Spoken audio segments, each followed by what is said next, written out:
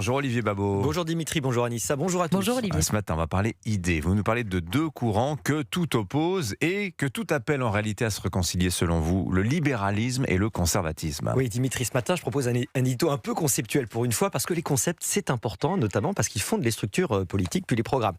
On pense souvent que le libéralisme et le conservatisme sont incompatibles, que l'un regarde vers l'avenir, l'autre vers le passé, que l'un célèbre la liberté, l'autre impose l'ordre, et c'est faux. Pourtant, il y a un clivage. On voit bien que des gens qui se réclament du libéralisme, d'autres du conservatisme, ils ne votent pas pareil, ils ne pensent pas pareil non plus. Alors c'est parce qu'on confond libéralisme et libértarianisme. Le libéralisme classique, celui de Locke ou de Tocqueville, ne postule pas un individu déraciné, suffisant à lui-même, affranchi de tout. Cet individu-là n'est pas libéral, c'est une fantasmagorie illuministe.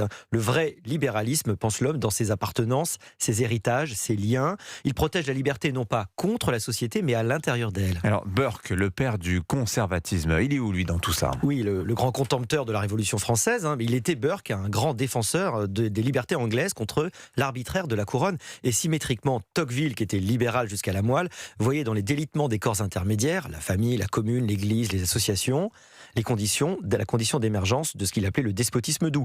Les deux traditions partagent finalement une même intuition.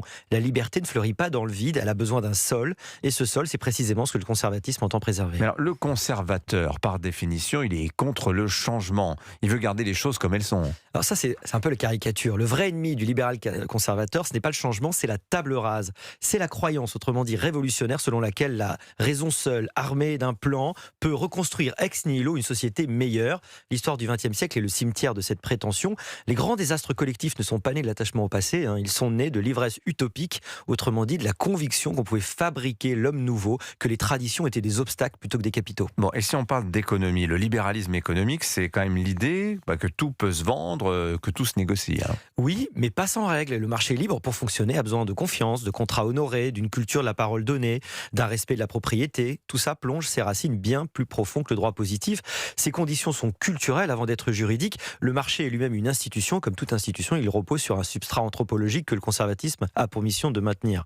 Il n'y a pas de marché sans morale. Donc, libéral, conservateur, pour résumer, vous nous dites que ça fonctionne, mais pourquoi ce mariage est-il si rare en politique ? Il n'y a pas beaucoup d'exemples. Non, c'est vrai. Peut-être parce que le progressisme contemporain a réussi à mettre la liberté en accusation.